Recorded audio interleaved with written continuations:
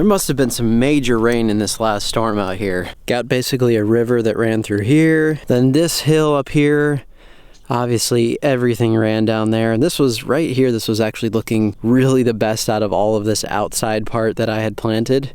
And of course it's all smothered now. So I did some raking on that to try to get some of it removed, but there's a lot of soil on there. And then you'll see right here into this plot, try to rake that out and brush that out as much as I possibly can.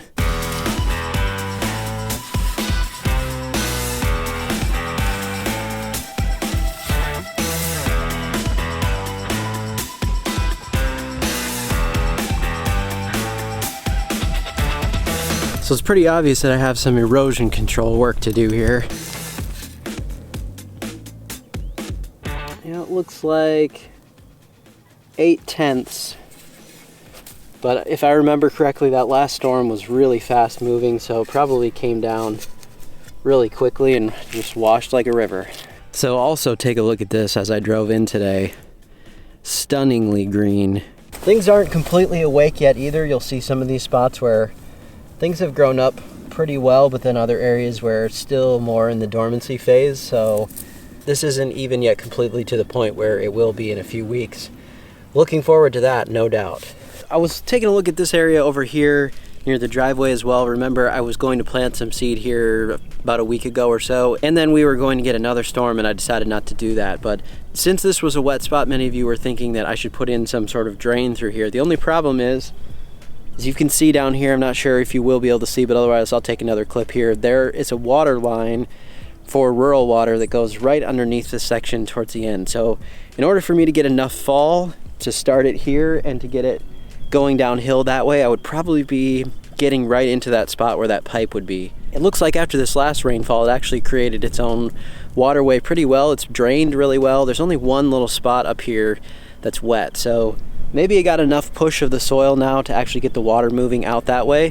We'll see in the future, but I think what I'm gonna do for now is I'm not going to plant any grass out into this section. I'm probably going to put wood chips here and then maybe start some grass about halfway down. That way we'll see what happens with it and I'm not wasting a bunch of seed.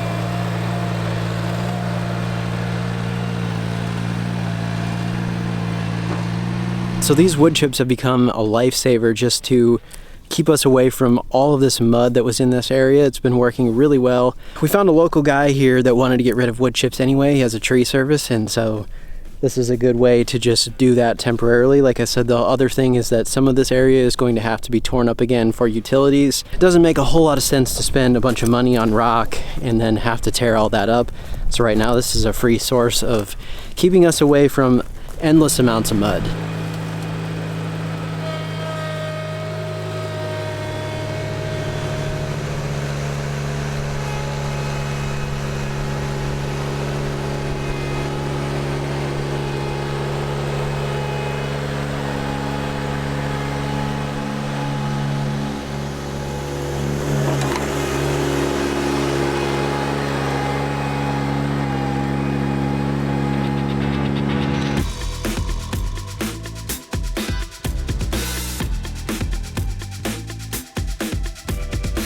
such a versatile machine. I've been meaning to try that for a while now. I wanted to move some of those wood chips over here and then try the power rake on it to see if I could spread things and not have to do it all by hand, and it did a fantastic job. So that is a lot nicer than putting piles out and having to spread them all out. Such a fun machine to run as well. Now we're looking at this section right over here. This is where I do want to plant some grass seed.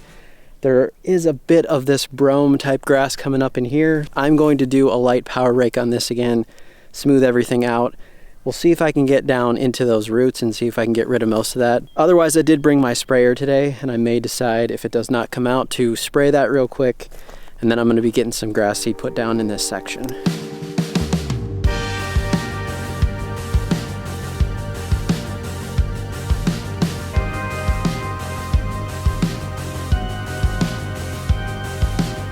Trying to keep this channel here so that the water can run through this section, and whether I get some grass in there or not, I might just end up putting some sort of rain bed, rain garden type thing through this section.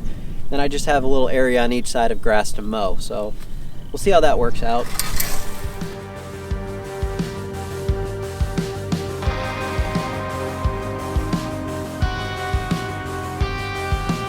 Also, looks like there is enough grass here yet that I want to spray this just to try to kill that off right now as much as I possibly can before I get seed going.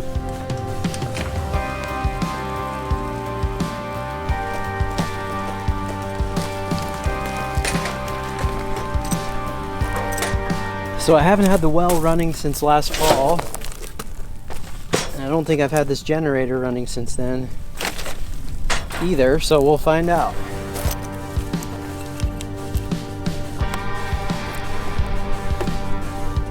We're gonna have power run to this well over here very soon. This is what this is for. They actually ran conduit underneath the ground, ready for the electrical to go in. It just hasn't been done yet.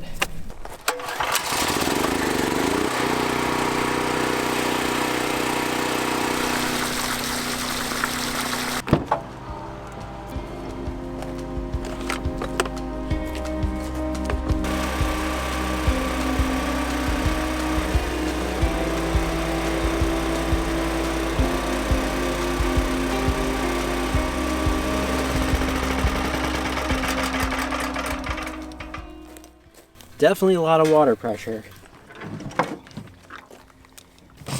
Alright, so I'm going to be mixing up some glyphosate to spray those areas, and then I will probably also spray in between the plots right now because there's a lot of weeds coming up in there, and I want to end up taking control of that here soon. So I might as well get that done today too. This is 2.5 ounces per gallon. And I have close to 4 gallons. My gloves on. I have a dedicated sprayer just for glyphosate. It's not that you can't use that and then rinse it out really well, but I just prefer not to risk it myself. So I do have this one that I use just specifically for this product because it's non-selective. So that means whatever it touches that's green, sometimes not even green, will be removed. For the most part.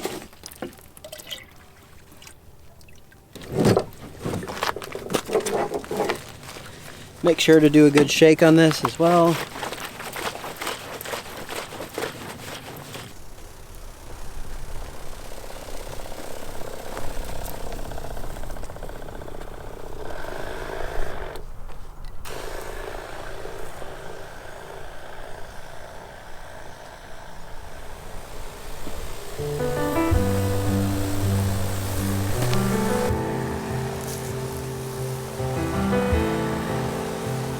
Alright, so I'm going to be planting my ryegrass right here. Really the intention of this is so that as soon as you drive into the driveway, you will see at least some portion of turf right here.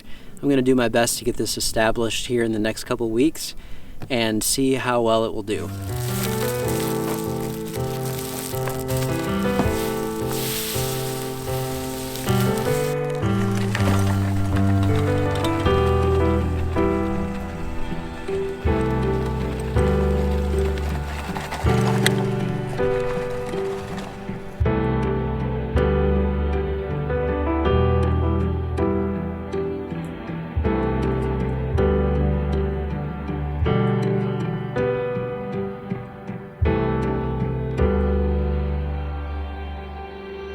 So a couple things you might be wondering here that I wanted to touch on is, can you spray that glyphosate on there and then seed the same day? Now, most of the labels are going to say to wait about a week. I've done this many times before, and I've actually sprayed exact same day like I did today. If you think about it though, that product is just going to remove whatever it touches on the surface. It doesn't have any pre-emergent properties, so it's not like tenacity or something that you're putting down on the soil that's going to get rid of some of those weeds as they emerge. That's not how this works. It only is going to kill whatever is on the surface right now, and so that's why you can do the seeding, because the seed is not growing, it's not actively green or anything yet. Obviously, we're just putting down the seed.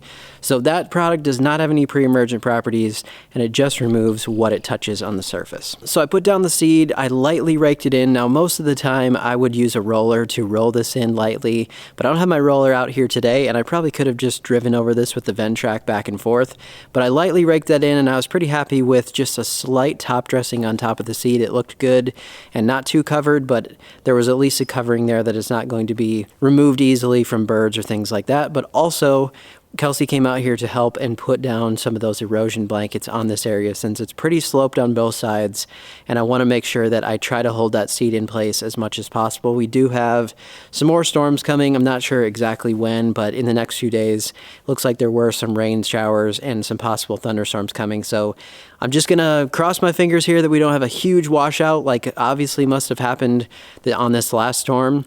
That was the most I've ever seen in terms of washout out here, and so hopefully that doesn't happen, but these blankets do a pretty good job of holding things in place. At least that's my best option right at this point. Very happy that the well is working and functioning properly. It's going to be nice to get this irrigation thing figured out. So for those of you also wondering how I'm going to water all of this stuff, I'm going to be putting in maybe a temporary irrigation sort of setup for this year, or I'm not sure exactly the timing of when this is all going to happen, but I have a lot of pressure there and I have plenty of water, so I could even do probably like a huge impact sprinkler of some kind to cover some of the plots or cover larger areas if I wanted to do more of a temporary system before I have everything in place. But eventually my plan is to be able to have in-ground covering all the plots and have it all separate control and all that stuff, so that I can do all my testing but also have water control over all those areas. So that's really what the well is for in terms of all the irrigation that I'm going to be needing to do in the future. And I have a special guest coming out here in the next couple weeks that's going to help me figure out some of the plans out here, figure out maybe more about my well and irrigation system and what I need to do for that setup. So I think that's likely going to be it for my spring seeding out here, except for whatever I decide to do for erosion control. But I mean, we're approaching May now, and we talked about this on the Turfcast Live. If you did not see the live stream, there's a whole lot of good questions in there from people, and a lot of stuff we talked about in terms of spring seeding. Should you do it? Should you not do it anymore? So if you didn't get a chance to watch that, or if you want to listen to it in podcast form, the podcast is on all the major platforms, so you can check that out as well. But I think where we're at right now, I'm not planning any more spring seeding out here just because of the timing, because it's getting late, and I would rather just wait a few more months, get a plan in place, and get things done during the early fall. And also with that big project lawn that we had planned for the springtime, I talked with the homeowner and we decided as well that we're gonna wait on that until the fall time, because with how much he has to spend on that yard, it's about 57,000 square feet of grass that needs to go in. With that fall seeding just months away now, probably doesn't make a whole lot of sense unless you absolutely have to do a seeding and you have maybe a small section like I just did out here. But I think on a really large yard and project like that, probably makes sense to put in something temporary, remove it about midsummer, and get to that fall ideal time for seeding.